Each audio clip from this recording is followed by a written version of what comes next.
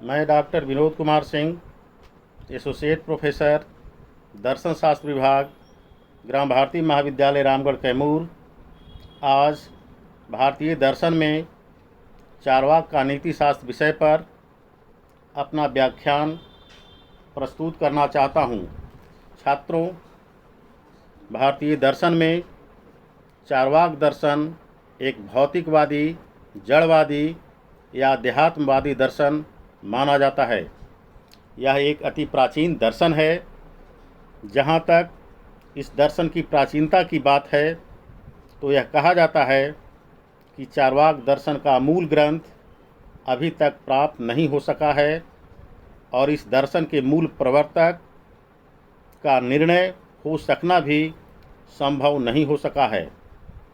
परंतु इस सिद्धांत का वर्णन कृष्ण मिश्र द्वारा रचित नाटक प्रबोध चंद्रोदय में आया है।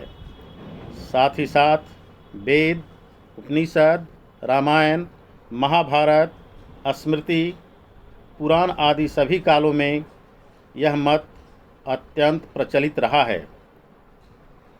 चारवाक शब्द को 3 तरह से व्याख्या की जाती रही है। पहला, चारवाक शब्द की व्युत्पत्ति चर्व धातु से की जाती है। चर्व धातु का अर्थ है चबाना या भोजन करना।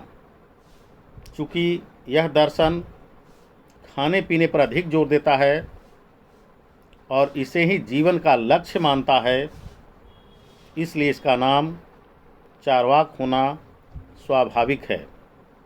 दूसरा, कुछ लोग इसकी उत्पत्ति चारु और वाक शब्द के योग से चारवाक शब्द बनना मानते हैं। चारु का अर्थ है सुंदर और वाक का अर्थ है वाणी, अर्थात सुंदर वाणी या प्रिय वचन। चारवाक का सिद्धांत जनसाधारण को प्रिय था। तीसरा, कुछ लोगों का मत है कि चारवाक व्यक्ति विशेष और संप्रदाय विशेष दोनों का नाम है। यह सिद्धांत लोक में अत्यंत प्रिय होने के चलते यह लोकायत दर्शन ही चारवाक दर्शन कहलाता है। चारवाक दर्शन चारवाक नामक ऋषि के नाम से प्रचलित माना जाता है और इसके अनुयायी ही चारवाक कहे जाने लगे। चारवाक बृहस्पति के शिष्य थे, परंतु बृहस्पति कौन थे इसका भी निर्णय अभी तक संभव नहीं हो सका है। चारवाक दर्शन का पता इससे भी चलता है कि प्रायः सभी दर्शन इसकी आलोचना करते हैं। चारवाक दर्शन को जड़वादी, अनिश्वरवादी, प्रत्यक्षवादी और सुखवादी दर्शन की संज्ञा दी गई है। नीति शास्त्र का मुख्य कार्य जीवन के आदर्श या लक्ष्य को निर्धारित करना है। भारतीय दर्शन में इन लक्ष्यों या आदर्शों को पुरुषार्थ कहा जाता है। पुरुषार्थ 4 हैं: अर्थ, काम, धर्म और मोक्ष। ये चारों पुरुषार्थ साध्य रूप में हैं तथा मानव के सभी कार्य इनकी प्राप्ति के साधन माने जाते हैं। चूँकि चारवाक दर्शन प्रत्यक्षवाद या इंद्रिय जन ज्ञान, भौतिकवाद या जड़वाद और सुखवाद या अदृक्षावाद के समर्थक हैं, इसलिए उनके अनुसार प्रत्यक्ष ही एकमात्र प्रमाण है। इंद्रियों से उत्पन्न ज्ञान ही यथार्थ ज्ञान है। इसी आधार पर वे आत्मा, परमात्मा आदि परोक्ष विषयों को प्रमाणित नहीं मानते और अतीन्द्रिय स्वर्ग नरक आदि को भी मिथ्या बतलाते हैं। अतः चारवाक भौतिकवादी नैतिकता का समर्थन करते हैं और आध्यात्मिक अत्याचारों का विरोध करते हैं। इन्हीं कारणों से भारतीय दर्शनों में बतलाए गए 4 पुरुषार्थों में केवल 2 पुरुषार्थ अर्थ और काम को ही चारवाक पुरुषार्थ मानते हैं तथा धर्म और मोक्ष पुरुषार्थ का घोर विरोध करते हैं। चारवाक के अनुसार धर्म तो केवल पाखंड है। संसार का नियंता, उत्पत्ति, पालन और संहार करता, पुनर्जन्म का प्रदाता ईश्वर नहीं है, क्योंकि उत्पत्ति आदि तो स्वाभाविक है, पुनर्जन्म है ही नहीं, देह ही आत्मा है। अतः देह या आत्मा का विनाश ही मोक्ष है। इस प्रकार चारवाक दर्शन के संदर्भ में बतलाए गए इन तथ्यों से यह स्पष्ट है कि चारवाक के अनुसार अर्थ और काम ही मानव जीवन के चरम लक्ष्य या पुरुषार्थ हैं, जिनकी प्राप्ति के लिए कोई कार्य किया जाता है। काम इंद्रिय सुख है, इसे यौन सुख भी कहा जाता है, और यह यौन सुख स्त्री और पुरुष के पारस्परिक संबंध से उत्पन्न होता है।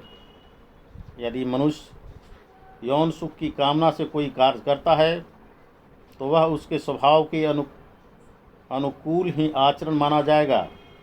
वास्तव में यौन सुख मानव का स्वभाव न होता तो संसार मानव विहीन हो जाता।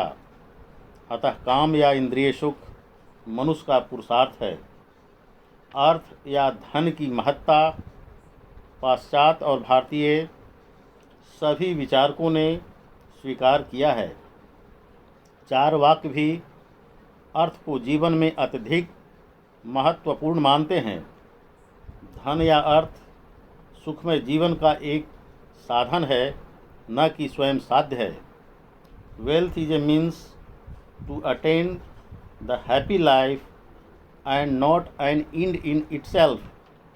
अर्थात अर्थ काम का सहायक है, अर्थ के बिना काम की सिद्धि नहीं हो सकती। इस प्रकार चारवाक अर्थ और काम दोनों को पुरुषार्थ माना है और दोनों एक दूसरे से संबद्ध हैं। चूँकि चारवाक मनुष्य को भौतिक या सांसारिक मानते हैं, इसलिए सांसारिक जीवन को सुखी बनाना ही मनुष्य का लक्ष्य है। इस प्रकार यह स्पष्ट है कि सुख की प्राप्ति ही मानव का नैतिक आदर्श हो जाता है। अतः चारवाक के नीति शास्त्र को सुखवादी हेडोनिस्टिक नीति शास्त्र कहा जाता है। इसके अनुसार इंद्रिय सुख, सेंसस प्लेजर्स, आध्यात्मिक या बौद्धिक सुख, स्पिरिचुअल और इंटेलेक्चुअल प्लेजर्स से अधिक महत्वपूर्ण हैं। इसलिए इसे भौतिकवादी सुखवाद, मैटेरियलिस्टिक हेडोनिज्म कहा जाता है।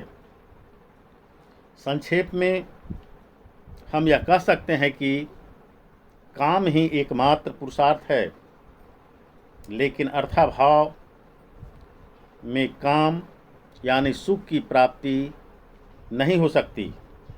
अर्थात अर्थ या धन के सहारे ही सुखी जीवन यापन करना मनुष्य का चरम लक्ष्य है। चारवाक के अनुसार स्वेच्छापूर्वक सुखी जीवन व्यतीत करना ही पुरुषार्थ है।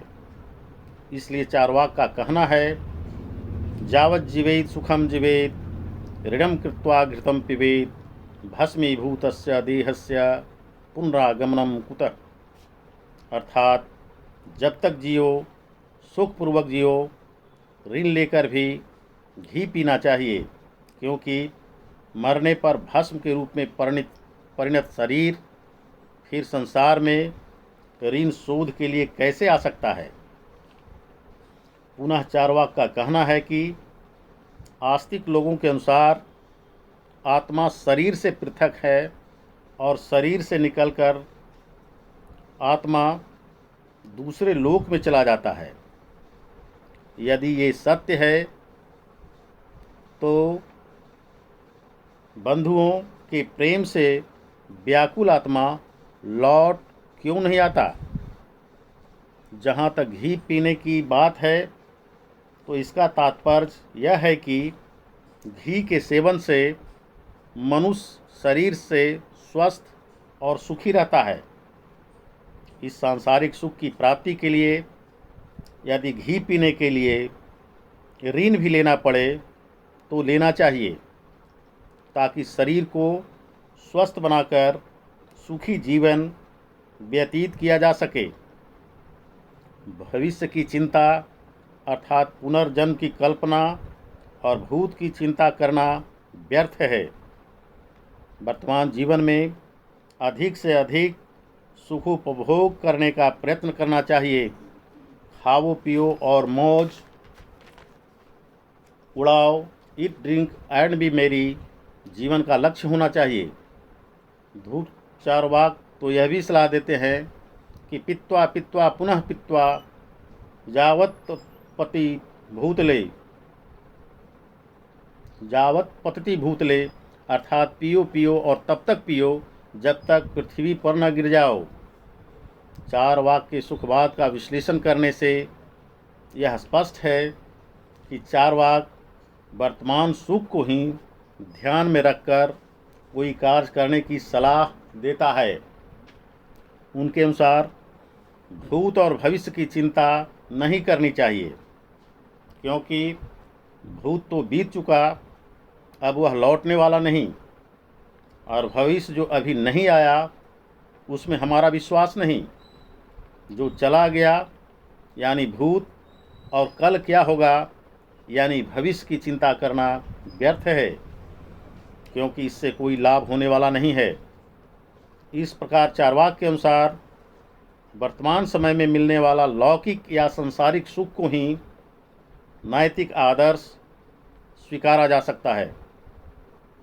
आस्तिकों द्वारा यह बतलाया गया है कि भविष्य में मिलने वाला सुख वर्तमान सुख से बढ़कर है।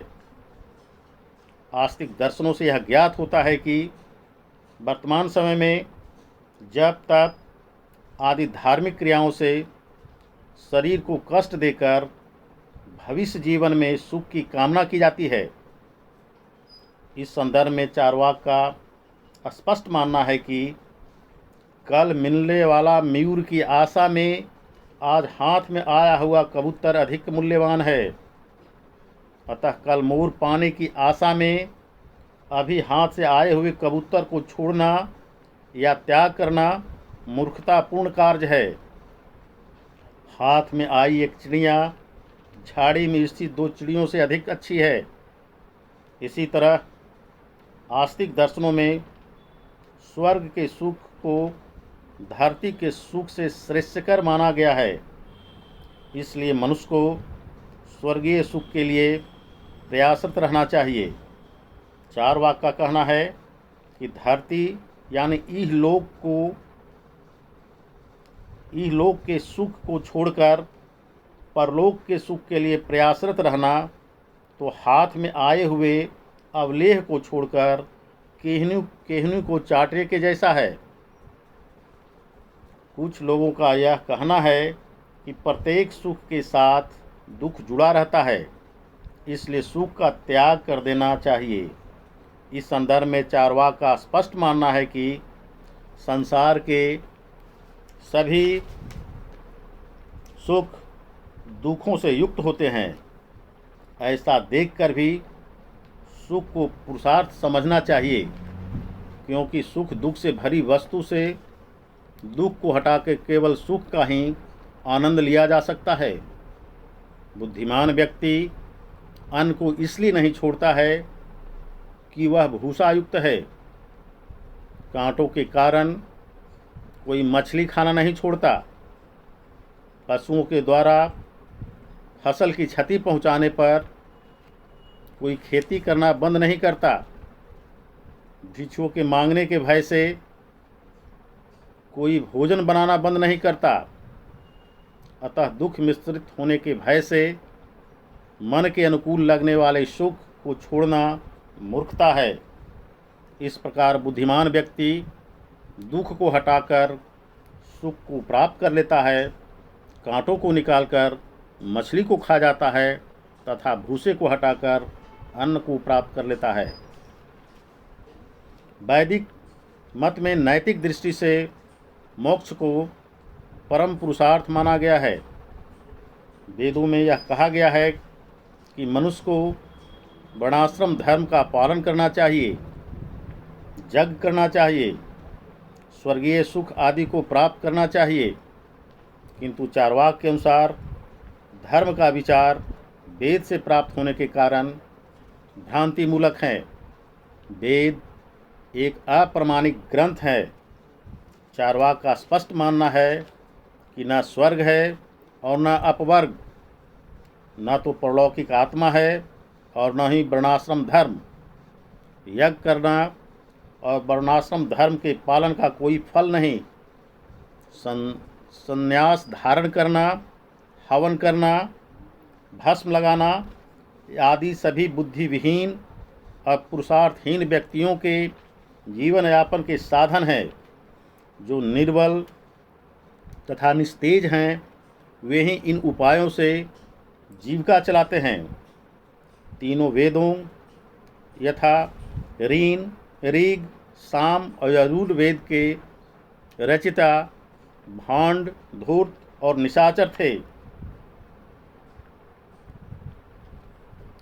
मंत्रों के वचन केवल लोगों को ठगने के लिए पंडितों या चालाकों द्वारा रचे गए हैं।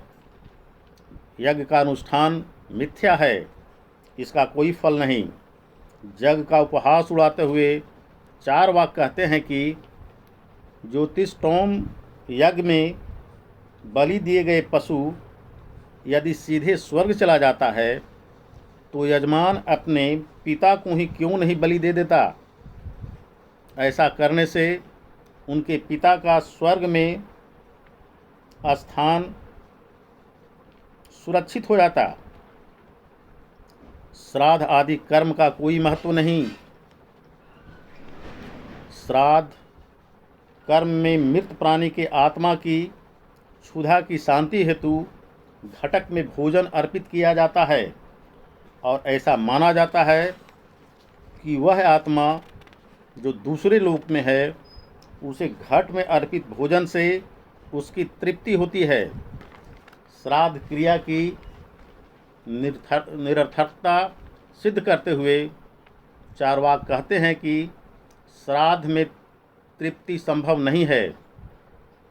यदि श्राद्ध कार्य में अर्पित भोजन या श्राद्ध में दान देने से परलोकगामी को मिल जाता तो यात्रा करने वाले पथिक को अपने साथ भोजन बांधकर ले जाना व्यर्थ है, क्योंकि घर पर ही किसी भूखे व्यक्ति को भोजन दे देने से पथिक को भोजन मिल जाता, परंतु ऐसा नहीं होता। साथ ही दान देने की निरर्थकता के विषय में कहा गया है कि स्वर्ग में स्थित पितृगण यदि यहाँ दान कर देने से तृप्त हो जाते हैं तो महल के ऊपर रहने वाले व्यक्ति को निचले भाग से दिए गए भोजन से तृप्त हो जाना चाहिए, परंतु ऐसा नहीं होता है। इस प्रकार स्वर्ग, नरक, यज्ञ और श्राद्ध आदि क्रियाओं की निंदा करते हुए चार्वाक का कहना है कि स्वर्ग और नरक की कोई सत्ता नहीं है और स्वर्गीय सुख तथा नारकीय सुख केवल कल्पना मात्र है। यही संसार स्वर्ग है। यहाँ अधिक से अधिक शुभ का उपयोग करना ही स्वर्गीय सुख है। पीड़ा को सहना ही दुख है। भौतिक कारणों से उत्पन्न भौतिक दुख ही नरक है। संसार का नियंता, उत्पत्ति, पालन और संहार करता, पुनर्जन्म का प्रदाता ईश्वर नहीं, क्योंकि उत्पत्ति आदि तो स्वाभाविक है, पुनर्जन्म है ही नहीं। देह ही आत्मा है, अतः देह या आत्मा का विनाश ही मोक्ष है। चार्वाक ने ईश्वर का उपहास उड़ाते हुए कहा है, कौन कहता है कि ईश्वर है? क्या किसी ने ईश्वर को देखा है? ईश्वर ईश्वर चिल्लाना अपने आप को धोखा देना है। ईश्वर से प्रेम करना एक काल्पनिक वस्तु से प्रेम करने के समान है। अतः ईश्वर का अस्तित्व नहीं है। इस तरह इन वर्णनों से यह ज्ञात होता है कि सुख दुख सब कुछ इस संसार में ही है, इसके अलावे और कुछ नहीं। वैदिक कर्मकांड जो नैतिक और सामाजिक दृष्टि से आवश्यक और अनुकरणीय बताए गए हैं, उसकी निंदा करते हुए चारवाक का कहना है कि ये बौद्धिक कर्मकांड इसलिए उचित नहीं है कि वे और कुछ नहीं केवल धूर्त ब्राह्मणों का जीविकोपार्जन है। धूर्त चारवाक का मानना है कि सभी सुख समान स्तर के हैं। जो सुख अधिक तीव्र हो वही वांछनीय है। लिंग सुख, इंद्रियों का सुख, खौड़सी स्त्रियों का संगम, सुंदर वस्त्र, सुगंधित माला धारण, श्वेत चंदन का शरीर में अनुलेपन, मदिरापान, कामनी का आलिंगन आदि ही स्वर्गीय सुख हैं। चारवाक के सुखवादी नीतिशास्त्र को देखकर यह कहा जा सकता है कि इसकी तुलना मुख्य रूप से यूरोपीय स्थूल स्वार्थमूलक सुखवाद से की जा सकती है। जिस प्रकार यूरोप में निकृष्ट या स्वार्थमूलक सुखवाद के प्रवर्तक एरिस्टिपस माने जाते हैं, ठीक उसी प्रकार भारत में स्थूल स्वार्थमूलक सुखवाद के प्रवर्तक चारवाक को माना जाता है। चारवाक की नीतिशास्त्र की आलोचना। पहला, चारवाक की नीतिशास्त्र की पहली आलोचना यह है कि यह कहा जा सकता है कि नीतिशास्त्र संबंधित चारवाक का सिद्धांत सुखवाद कहलाता है। अर्थ और काम को ही इस सिद्धांत में पुरुषार्थ माना गया है। सुख ही मानव जीवन का साध्य है और अर्थ सुख प्राप्ति में सहायक है। मनोविज्ञान की अपनी दृष्टि से प्रत्येक कार्य का प्रेरक सुख को ही मानता है। कोई भी आदमी दुखी नहीं होना चाहता। सुख हमारा लक्ष्य अवश्य है, परंतु सुख की भी कोई सीमा होती है। अत्यधिक सुख एक प्रकार से भोग है जो मानव को इंद्रियों का दास बना देता है। दूसरी आलोचना। चारवाक का नैतिक सिद्धांत है खाओ पियो और सदा प्रसन्न रहो। ईट ड्रिंक एंड बी मेरी। यह सिद्धांत सामाजिक जीवन के लिए अग्राह्य है। मदिरापान, आहार, निद्रा, मैथुन आदि का सुख जीवन का लक्ष्य नहीं हो सकता। ऐसा होने पर मनुष्य और पशु में कोई अंतर नहीं रह जाता। अतः मनुष्य को अपनी वासनाओं पर नियंत्रण करना ही होगा। यदि ऐसा नहीं होता है तो सामाजिक जीवन असह्य हो जाएगा। यही कारण है कि दार्शनिकों की दृष्टि में चारवाक मत तिरस्कृत है। तीसरी आलोचना। चारवाक दर्शन में भोग को ही परम पुरुषार्थ मान लेना सभी धार्मिक तथा दार्शनिक मान्यताओं को तिलांजलि दे देना है। आवश्यकता से अधिक भोग रोग है। ज्ञान नियंत्रित तथा स्वेच्छाचारी जीवन तो व्यक्ति और समाज दोनों के लिए घातक है। चारवाक परलोक और परमार्थ की निंदा करते हैं, परंतु सांसारिक सुख के लिए कोई नेक सलाह देने में असमर्थ हैं। चारवाक की शिक्षा बहुत ही निम्न स्तर की शिक्षा है। इनका धार्मिक और नैतिक मूल्यों का निराकरण किसी अंश में सत्य है, लेकिन उनका असामाजिक व्यक्तिगत सुखोपभोग की शिक्षा तो कदापि मान्य नहीं हो सकता। भारतीय दर्शन में अनिश्वरवादी अन्य मत भी हैं। बौद्ध और जैन भी नास्तिक दर्शन हैं। चारवाक को नास्तिक शिरोमणि की संज्ञा से विभूषित किया गया है। इसके बावजूद भी बौद्ध तथा जैन को चार्वाक से मतभेद हैं, क्योंकि चार्वाक दर्शन काम को पुरुषार्थ मानता है, पाप पुण्य, उचित अनुचित, शुभ अशुभ, धर्म अधर्म आदि के भेद को अस्वीकार करने के कारण तथा काम वासना को जरूरत से अधिक प्रोत्साहन देने के कारण चार्वाक मत तिरस्कृत है।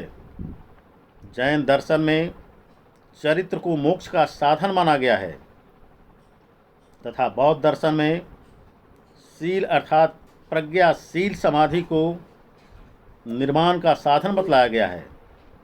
इस कारण ये दोनों दर्शन अनिश्वरवादी, अनात्मवादी होते हुए भी इनकी निंदा नहीं की जाती, क्योंकि ये धर्म और नीति के सभी नियम मानते हैं। इससे स्पष्ट है कि चार्वाक दर्शन अनिश्वरवादी होने के कारण निंदनीय नहीं है, बल्कि आचार विचार को नहीं मानने के कारण ही त्याज्य है। अतः चार्वाक दर्शन अधार्मिक और अदार्शनिक ही नहीं वरन असामाजिक भी है। इस संदर्भ में तो आध्यात्मिक जीवन को महत्व देना तो दूर की बात है, यह दर्शन नैतिक जीवन को ही समाप्त कर दिया है। अतः नैतिक दृष्टि से चार्वाक दर्शन संतोषजनक नहीं है।